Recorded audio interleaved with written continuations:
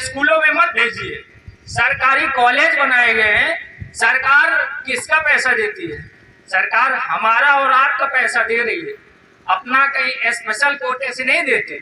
ये हमारे आपके आज ये समझिए शिक्षा के प्रति 18% जीएसटी ली जा रही है। आप बताइए हमें ये कहाँ का न्याय है? कौन सी हम खरीदारी करते हैं कि 18% जीएसटी करके, लेकिन हम दे रहे हैं और उस पर भी अगर हम शिक्षा नहीं ले पा रहे तो ये किसकी कमी है? आप देख रहे हैं सतमार्ग रंग नंबर यूट्यूब चैनल और मैं लालचंद सतमार्ग। अपने पूर्वजों की कुर्बानी का इतिहास जानने के लिए सतमार्ग रंग नंबर को फॉलो करना बहुत ज़रूरी है। इसे लाइक करें, साथियों को शेयर करें, सब्सक्राइब नहीं किया है तो सब्सक्राइब कर लें। इसी के साथ में जय भीम, नमो बुद्धाय। से चल कर आए हैं, उनका हार्दिक अभिनंदन। और यहाँ पर उपस्थित सम्मानित जो हमारे सामने माताएं और बहनें बैठी हैं, उनका तहे दिल से अभिनंदन। और यहाँ पर उपस्थित हमारे बड़े बुजुर्ग, उनका मैं तहे दिल से अभिनंदन वंदन करता हूँ। और जैसा कि समय अभाव होने के कारण आप लोगों से सिर्फ कुछ ही शब्दों में मैं अपनी बात कहना चाहूँगा कि आज जो हमें स्वतंत्रता दिलाने में हमारे वीर सपूतों ने अपनी जान की कुर्बानी दी और हमारा देश स्वतंत्र हुआ। स्वतंत्र होने के बाद में हमारा संविधान लिखा गया और संविधान के रचनाकार भीमराव अम्बेडकर जी, जिनको आज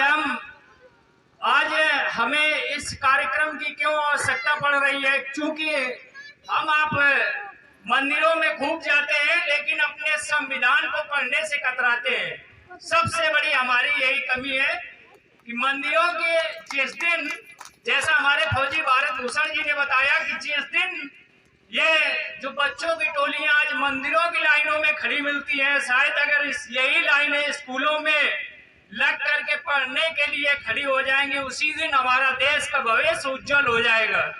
और जैसा आप लोगों को बताना चाहूंगा कि हमारे बाबा साहब अम्बेडकर जी ने जो हमें अपने संविधान में बताया, संविधान जब उन्होंने लिखा तो हमें अपने एक मौलिक अधिकार प्राप्त किए। शायद मैं यहाँ पर इतने लोग मौजूद हैं, ये जानना चाहता हूँ कि कोई ऐसा व्यक्ति होगा जिसको अपने मौलिक अधिकारों के बारे में ज्ञान होगा?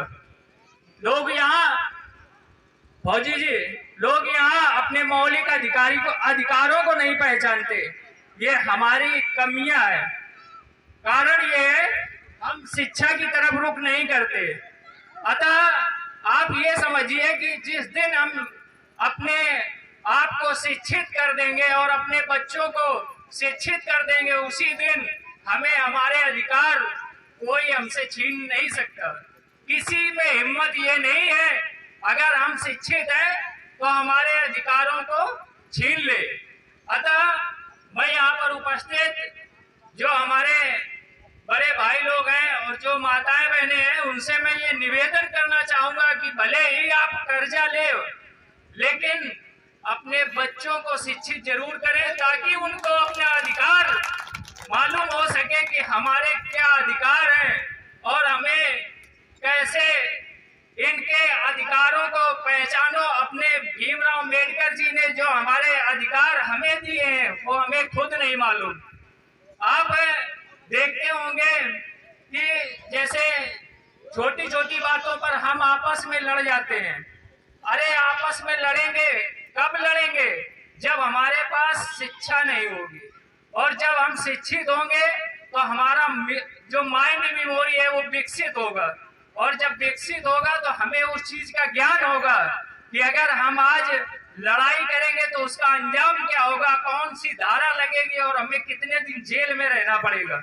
इस चीज का हमें ज्ञान तब होगा जब हम शिक्षित होंगे। और अगर आप लोग जिस दिन ये ठान लेंगे कि हमें सिर्फ एक काम करना है, अपने आप को शिक्षित करना है और अपने बच्चों को शिक्षित करके अच्छी पढ़ाई, अच्छी जगह अच्छी पढ़ाई। आज हम देखते हैं, आपको बताना चाहेंगे, आपके स्कूल में सरकारी विद्यालय होंगे, निश्चित तौर पे होंगे, लेकिन ये बताइए सरकारी विद्यालयों में कितने लोगों के यहाँ बच्चे जाते हैं? जाते हो किसी के? क्यों नहीं जाते? आप जानते हो उसका रीजन? आज सरकारी स्कूलों की वो अव्यवस्थाएं हैं, लोग वहां जानबूझकर बच्चे नहीं भेजते। कारण जो भी वहां पर सरकारी टीचर आता है उसे कोई रोकने और टोकने का काम नहीं करता। और जिस दिन हम ये चाहते हैं कि जिस दिन एक गांव से सिर्फ केवल 5 व्यक्ति ऐसे व्यक्ति हो जाए जो कि सरकारी योजनाओं को कैसे हमें लाभ लेना है, इस पर अगर बैठ कर चर्चा करेंगे, उसी दिन से हमें ये लगेगा कि नहीं, अगर जिस दिन से हम उनका विरोध करना शुरू कर देंगे कि आपका टाइम 7 बजे सुबह आना है, आप 9 बजे क्यों आ रहे हैं, उसी दिन से शायद मास्टर जितने भी पढ़ाने आते हैं वो राइट टाइम आने लगेंगे। और आप लोग, खासकर बच्चा तभी विकास करेगा जब आप लोग उसको घर में ध्यान देंगे और पढ़ाएंगे, उसको देखेंगे कि हमारा जो बच्चा स्कूल जाता है तो उसमें क्या उस मास्टर ने पढ़ाया और क्या उसने दिया और कहाँ तक सब्जेक्ट पहुंचा। जब हम इस विषय में घर में बात करेंगे और एक दिन कॉपी में नोट लगा के भेज दीजिए, मैं दावे के साथ कहता हूं कि उसी दिन उस क्लास टीचर और जो भी उस सब्जेक्ट का अध्यापक होगा वो एक बार उस नोट पे जरूर गौर करेगा। ये बंदा किसी भी दिन आके स्कूल में हंगामा करेगा और अगर करेगा तो मेरी नौकरी खतरे में आएगी। भाई साहब, गारंटी है, आप केवल एक गांव से 5 लोग केवल शिक्षित और विकसित हो जाएं और इस चीज का विरोध करना शुरू कर दें, उसी दिन से शिक्षा, जो प्राइमरी की शिक्षा है, वो इतनी अच्छी हो जाएगी। और यही सरकारी टीचर जो 45,000 पेमेंट लेते हैं, 50,000 पेमेंट लेते हैं, वो किस लिए लेते हैं? पैसा किसका है? ये पैसा हमारा और आपका दिया हुआ पैसा है, जिस पैसे से वो सारा दिन मोबाइल पे बैठकर फोन चलाते हैं, कोई अन्य काम नहीं, कोई किसी से मतलब नहीं, क्योंकि जानते हैं कौन रोकने वाला है हमें, कौन टोकेगा हमें। और जिस दिन आप विरोध करना शुरू कर देंगे, उसी दिन से ये जो आप प्राइवेट स्कूल में पढ़ाते हैं, 500-700 रुपए स्कूल के फीस देते हैं, ये फीस आपके दूसरे काम में आएगी और आपका जीवन यापन संभव आराम से चल सकेगा। और जब आप इस तरीके से थोड़ी छोटी छोटी बातों पे केयर नहीं करेंगे और जब तक अपने आप को शिक्षा की तरफ अग्रसर नहीं करेंगे, तो आज हम यहाँ हैं, आज हमारी ये सभा चल रही है, बहुजन जागरूकता विचार संविधान बचाओ यात्रा, ये ऐसे ही चलती रहेगी और कोई फर्क पड़ने वाला नहीं है।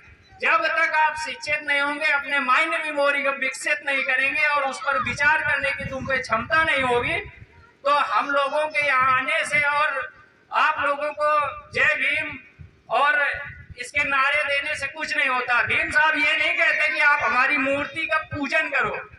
भीमराव अम्बेडकर जी, उन्होंने अपने सीधे शब्दों में लिखा था कि मैं नहीं चाहता कि कोई भी मेरी पूजा करे, लेकिन लोगों से सिर्फ यही कहना चाहता हूं, आगे आने वाली पीढ़ियों से, कि मेरे बताए हुए विचारों पे और बनाए हुए संविधान को पढ़े और उस पर विचार करें और उसको कायम रखें। यही मेरी सबसे बड़ी उपलब्धि है और मैं उसी दिन अपने आप को एक महत्वपूर्ण व्यक्ति मानूंगा जिस दिन हमारे बहुजन समाज से लेकर के अग्रणी समाज तक सभी लोग शिक्षित हो जाएंगे, उसी दिन हमारा भारत विकसित हो जाएगा। आप कितने लोग मेरे विचारों से सहमत हैं कि आज के बाद मैं ये कहना चाहता हूं कि जितने भी लोग यहाँ पर बैठे हैं, वो केवल जो सरकारी अधिकारी आते हैं आपके यहाँ और सरकारी टीचर आते हैं, सिर्फ उन पर गौर करना शुरू कर दीजिए और अपने बच्चों को कहीं भी प्राइवेट स्कूलों में मत भेजिए। सरकारी कॉलेज बनाए गए हैं, सरकार किसका पैसा देती है?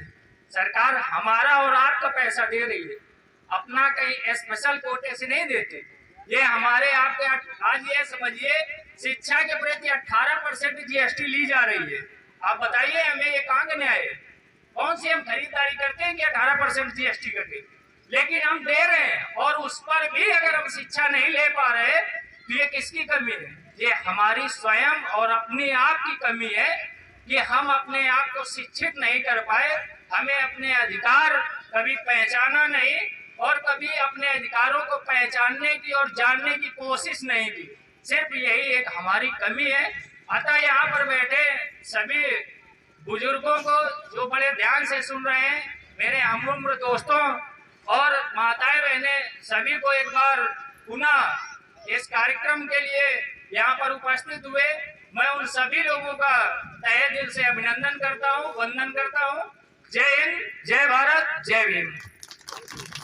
समाज के सभी भाई बहन अपने भविष्य का निर्माण करने के लिए बाबा साहब डॉक्टर भीमराव अंबेडकर तथागत गौतम बुद्ध के मार्ग पर चलने के लिए सतमार्ग रॉन्ग नंबर को फॉलो करें, लाइक करें, शेयर करें और सब्सक्राइब नहीं किया है तो सब्सक्राइब जरूर कर लें।